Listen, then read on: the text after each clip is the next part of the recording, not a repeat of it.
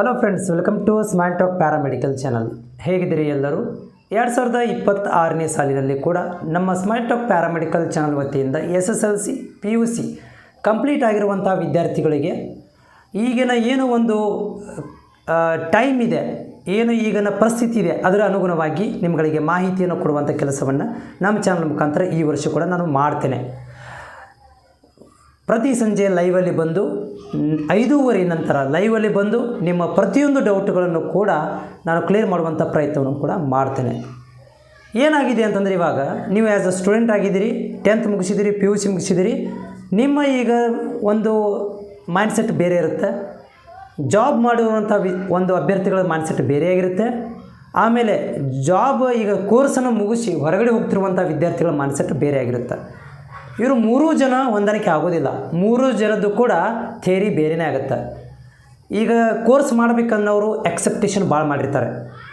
Course ಮುಗಿಸಿದವ್ರಿಗೆ tension ಇರುತ್ತೆ job ಹುಡುಕೋದನ್ನು, ಎಂಥ ಸಿಗುತ್ತೆ, ಹೆಂಗೆ ಸಿಗುತ್ತೆ, ಸ್ಯಾಲ್ರಿ ಏನು ಸಿಗುತ್ತೆ. ಜಾಬ್ ಮಾಡೋರಿಗೆ 2 ಏನಾಗುತ್ತೆ ಅಂದರೆ ಕನ್ಫ್ಯೂಷನ್ ಇರುತ್ತೆ. ಒಂದು, ನನಗೆ ಕಡಿಮೆ ಸ್ಯಾಲ್ರಿ ಇರುವಂಥ ಜಾಬ್ ಸಿಕ್ಕಿದೆ, ನನಗೆ ಜಾಬ್ ಒಳ್ಳೆಯದೇ ಸಿಕ್ಕಿದೆ, ಆದರೆ ಆ ಕೆಲಸದಲ್ಲಿ ಸ್ಯಾಟಿಸ್ಫೈಡ್ ಇಲ್ಲ ಅನ್ನೋದು. ಈ ರೀತಿಯಾದಂಥ ಕನ್ಫ್ಯೂಷನಲ್ಲಿರ್ತಾರೆ. ಅದನ್ನು ನಿಮ್ಮಗಳಿಗೆ ಕ್ಲಿಯರ್ ಮಾಡುವಂಥ ಕೆಲಸವನ್ನು ಈ ವರ್ಷ ಮಾಡ್ತೇನೆ. ನಾನು ಫ್ರೀ ಇದ್ದಾಗ ಕಾಮೆಂಟ್ಗಳನ್ನು ಕೂಡ ಓದ್ತೇನೆ, ವಿದ್ಯಾರ್ಥಿಗಳಿಗೆ ಹೆಲ್ಪ್ ಆಗಲಿ ಅಂತೇಳಿ. ಭಾಳಷ್ಟು ವಿದ್ಯಾರ್ಥಿಗಳು ನನಗೆ ಕಾಮೆಂಟ್ಗಳನ್ನು ಶೇರ್ ಮಾಡಿರ್ತಾರೆ. ಲೈವಲ್ಲಿ ಬಂದಾಗ ಕಾಮೆಂಟ್ ಅಂತ ಕಾಮನಾಗಿ ಓದ್ತಿರ್ತೀನಿ ನಾನು. ಆದರೂ ಕೂಡ ಈಗ ನಾನು ಸ್ವಲ್ಪ ಫ್ರೀ ಇದ್ದೇನೆ ಅಂಥೇಳಿ ನಿಮ್ಮ ಒಂದಷ್ಟು ಕಾಮೆಂಟ್ಗಳನ್ನು ನಾನು ಓದಿ ಅದಕ್ಕೆ ಉತ್ತರವನ್ನು ಕೊಡುವಂಥ ಪ್ರಯತ್ನವನ್ನು ಮಾಡ್ತೇನೆ. ಚಾನಲ್ಗೆ ಹೊಸಬರಾಗಿದ್ದರೆ ಚಾನಲ್ ಸಬ್ಸ್ಕ್ರೈಬ್ ಮಾಡಿಕೊಳ್ಳ್ರಿ. ನಿಮ್ಮಲ್ಲಿ ಏನಾದರೂ ಡೌಟ್ಗಳಿದ್ದರೆ ಕಾಮೆಂಟ್ಸ್ ಬಾಕ್ಸಲ್ಲಿ ಓಪನ್ ಇದೆ, ಕಾಮೆಂಟ್ಸ್ ಹಾಕೋದನ್ನು ಮರಿಬೇಡಿ. ಆದರೆ ಚಾನಲ್ ಸಬ್ಸ್ಕ್ರೈಬ್ ಮಾಡಿದರೆ ಮಾತ್ರ ನೀವು ನನಗೆ ಕಾಮೆಂಟ್ಸ್ಗಳನ್ನು ಶೇರ್ ಮಾಡ್ಬೋದು. ಕಾಮೆಂಟ್ ಇದೆ ಇಲ್ಲಿ, sir 3rd year paramedical DMLT course ಆದಮೇಲೆ ನೀಟ್ ಎಕ್ಸಾಮ್ ಬರಿಬೋದಾ ಅಂತೇಳಿ.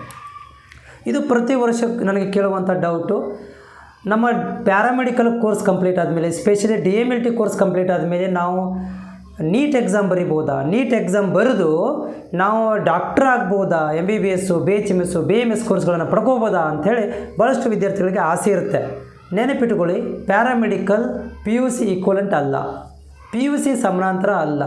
ಹೀಗಾಗಿ ನೀವು ನೀಟ್ ಎಕ್ಸಾಮನ್ನು ಇದರಲ್ಲಿ DMLT ಕೋರ್ಸ್ ಕಂಪ್ಲೀಟ್ ಆದಮೇಲೆ ನೀವು ನೀಟ್ ಎಕ್ಸಾಮನ್ನು ಬರೀಲಿಕ್ಕೆ ಬರುವುದಿಲ್ಲ. ಯಾಕಂತಂದರೆ ನೀವು ಪ್ಯಾರಾಮೆಡಿಕಲ್ ಒಳಗಡೆ ಫಿಸಿಕ್ಸ್, ಕೆಮಿಸ್ಟ್ರಿ, ಬಯಾಲಜಿಗಳನ್ನು ಓದಿರೋದಿಲ್ಲ. ಓಕೆ, ನಾವು ಫಸ್ಟ್ ಇಯರ್ದಲ್ಲಿ ಓದಿದ್ದಿಲ್ಲ ಅಂತ ಅನ್ಕೋಬೋದು, ಬಟ್ ಇಲ್ಲ, 2 ವರ್ಷ ನೀವು ಓದಿರೋದಿಲ್ಲ. ಹೀಗಾಗಿ DMLT ಕಂಪ್ಲೀಟ್ ಆದಮೇಲೆ ನಿಮ್ಮಗಳಿಗೆ ನೀಟ್ ಎಕ್ಸಾಮ್ ಆಗಿರ್ಬೋದು, CET ಎಕ್ಸಾಮ್ ಆಗಿರೋದು ನಿಮಗೆ ಮಾಡಲಿಕ್ಕೆ ಬರೋದಿಲ್ಲ. Okay, next comment. ಓಕೆ, ಇಲ್ಲೊಂದು ಕಾಮೆಂಟ್ ಇದೆ. ಏನಪ್ಪ ಅಂತಂದರೆ ಇಲ್ಲಿ ಕೇಳ್ತಾ ಇರುವಂಥದ್ದು ಒಂದು ಫೀಸ್ ಬಗ್ಗೆ ಇದೆ. 2100 ರೂಪಾಯಿ ಪೇ ಮಾಡಬೇಕು ಅಂತ ಸರ್ ಪರ್ ಸಬ್ಜೆಕ್ಟಿಗೆ ಅಂತ ಕೇಳ್ತಾರೆ. ಒಂದು ಪ್ರಾಬ್ಲಮ್ ಇದೆ ವಿದ್ಯಾರ್ಥಿದು, ನಮ್ಮ ಪ್ಯಾರಾಮೆಡಿಕಲ್ ವಿದ್ಯಾರ್ಥಿದು. ಇದು 2100 ರೂಪಾಯಿ ಫೀಸ್ ಪೇ ಅಂದರೆ, ಇದು ನಾನು ಈವ್ನಿಂಗಲ್ಲಿ ಈ ಸಪ್ಲಿಮೆಂಟ್ರಿ ಎಕ್ಸಾಮ್ಗೆ ಸಂಬಂಧಿಸಿದಂಥ ಒಂದು ವಿಡಿಯೋ ಮಾಡಿ ಹಾಕಿದ್ದೆ. ಅದಕ್ಕೆ ಇವರು ರಿಪ್ಲೈ ಮಾಡಿದ್ದಾರೆ, ಕಾಮೆಂಟ್ ಹಾಕಿದ್ದಾರೆ, ತಮ್ಮ ದುಃಖವನ್ನು ತೋಡ್ಕೊಂಡಿದ್ದಾರೆ. ಸರ್, ನಮ್ಮ ಕಾಲೇಜಲ್ಲಿ ಪರ್ ಸಬ್ಜೆಕ್ಟಿಗೆ 2100 ರೂಪಾಯಿ ಪೇ ಮಾಡಬೇಕು, ಅಂದರೆ ಒಟ್ಟು ಒಂದು 2100 ರೂಪಾಯಿ ಪೇ ಮಾಡಬೇಕಂತ ಹೇಳ್ತಿದ್ದಾರೆ. ಅದ್ರ ಡಿಟೇಲಾಗಿ ಬರೆದಿದ್ದಾರೆ. ಒಂದು ಸಬ್ಜೆಕ್ಟಿಗೆ 400 ರೂಪಾಯಿ, ಮಿಸ್ಕೊಲನಿಸ್ಗೆ 500 ರೂಪಾಯಿ, ಎಕ್ಸಾಮ್ ಸೆಂಟ್ರಿಗೆ 1000 ರೂಪಾಯಿ, ಅಪ್ಲಿಕೇಶನ್ಗೆ 200 ರೂಪಾಯಿ.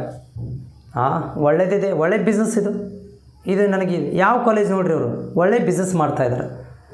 ಫೀಸ್ ಇರೋದು ಮಾತ್ರ ಒಂದು ಸಬ್ಜೆಕ್ಟಿಗೆ 400 ರೂಪಾಯಿ ಮಾತ್ರ. ಏನೋ ಓಕೆ, ಸೇವೆ ಮಾಡಿರ್ತಾರೆ ಅಂಥೇಳಿ ಒಂದು 100 ರೂಪಾಯಿ ತೊಗೊಳ್ಳಿ.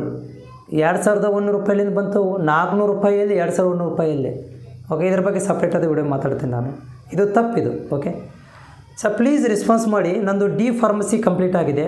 ನಾನು ಈಗ B ಫಾರ್ಮಸಿ ಲ್ಯಾಟ್ರಿ ಎಂಟ್ರಿಗೆ ಕಾಯ್ತಾ ಇದ್ದೀವಿ, CET ಥ್ರೂ. ಸರ್ ಪ್ಲೀಸ್ ಅದರ ಬಗ್ಗೆ ಸ್ವಲ್ಪ ಹೇಳಿ. ನಾವು ಈಗ 1 ಇಯರ್ ಆಯಿತು, ಕಂಪ್ಲೀಟ್ ಆಗಿದೆ, ಅದರ ಬಗ್ಗೆ ವಿಡಿಯೋ ಮಾಡಿರಿ ಪ್ಲೀಸ್, ನಮಗೆ ಸಮ್ ಇನ್ಫಾರ್ಮೇಷನ್ ತಿಳಿಸಿ ಅಂತ ಕೇಳ್ತಾ ಇದ್ದಾರೆ. ನೋಡಿ, ಯಾರು ಡಿಪ್ಲೊಮಾ ಫಾರ್ಮಸಿ ಕಂಪ್ಲೀಟ್ ಮಾಡಿರ್ತೀರಿ ಅವರು ಕಂಪಲ್ಸರಿ CET ಎಕ್ಸಾಮ್ ಬರೀಬೇಕಾಗತ್ತೆ. ನೆನಪಿಟ್ಕೊಳ್ಳಿ, ಆಲ್ರೆಡಿ CET ಅಪ್ಲಿಕೇಶನ್ ಕ್ಲೋಸ್ ಆಗಿದೆ, CET ಎಕ್ಸಾಮು ಕ್ಲೋಸ್ ಆಗಿದೆ. ಸೊ ನಿಮಗೆ ಮತ್ತೆ ಯಾವಾಗ ಬೇಕಪ್ಪ ಅಂತಂದರೆ, ಮತ್ತೆ ನೀವು ಮುಂದಿನ ವರ್ಷ ಕಾಯಬೇಕು. ಕಂಪಲ್ಸರಿ ನೀವು ಗೋರ್ಮೆಂಟ್ ಅಪ್ಲಿಕೇಶನ್ ಹಾಕಿ ಗೋರ್ಮೆಂಟ್ ಸೀಟ್ಗಳನ್ನು ಪಡ್ಕೊತೀನಿ, ಗೋರ್ಮೆಂಟ್ ಕಾಲೇಜ್ಗಳಲ್ಲಿ ಪಡ್ಕೊತೀನಿ, ಕಡಿಮೆ ಫೀಸಲ್ಲಿ ಅಡ್ಮಿಷನ್ ಮಾಡಿಸ್ಬೇಕಂತಂದರೆ ನೀವು ಕಂಪಲ್ಸರಿ CET ಎಕ್ಸಾಮನ್ನು ಬರೀಲೇಬೇಕು. ಯಾರು ಲ್ಯಾಟ್ರಲ್ ಎಂಟ್ರಿ ಇದ್ದೀರಿ, D ಫಾರ್ಮಸಿ ಕೋರ್ಸನ್ನು ಮಾಡಿದಿರಿ, ನೀವು D ಫಾರ್ಮಸಿ ಕೋರ್ಸನ್ನು ಮುಗಿಸ್ಕೊಂಡು ನೀವು KCT ಎಕ್ಸಾಮ್ ಬರೆದ್ರೆ ಮಾತ್ರ ನಿಮಗೆ ಗೋರ್ಮೆಂಟ್ ಸೀಟ್ ಸಿಗುತ್ತೆ ಲ್ಯಾಟ್ರಿ ಎಂಟ್ರಿ ಬಿ ಫಾರ್ಮಸಿಗೆ. ಓಕೆ, ಬಿ ಫಾರ್ಮಾ ಮಾಡಬೇಕಂದ್ರೆ ಲ್ಯಾಟ್ರಿ ಎಂಟ್ರಿ ಮಾಡಬೇಕು, ಕಂಪಲ್ಸರಿ CT ಎಕ್ಸಾಮ್ ಬರೀಲೇಬೇಕು. ಆಲ್ರೆಡಿ ಅಪ್ಲಿಕೇಶನ್ ಕ್ಲೋಸ್ ಆಗಿದೆ, ಎಕ್ಸಾಮ್ ಕೂಡ ಕ್ಲೋಸ್ ಆಗಿದೆ.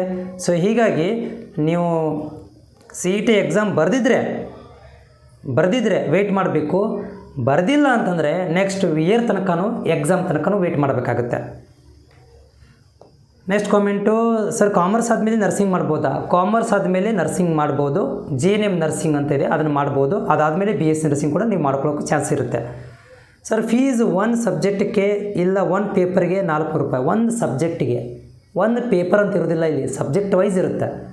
ಒಂದು ಸಬ್ಜೆಕ್ಟ್ ಪೇಪರ್ ಅಂತ ಇರೋದಿಲ್ಲ, ಒಂದು ಸಬ್ಜೆಕ್ಟ್.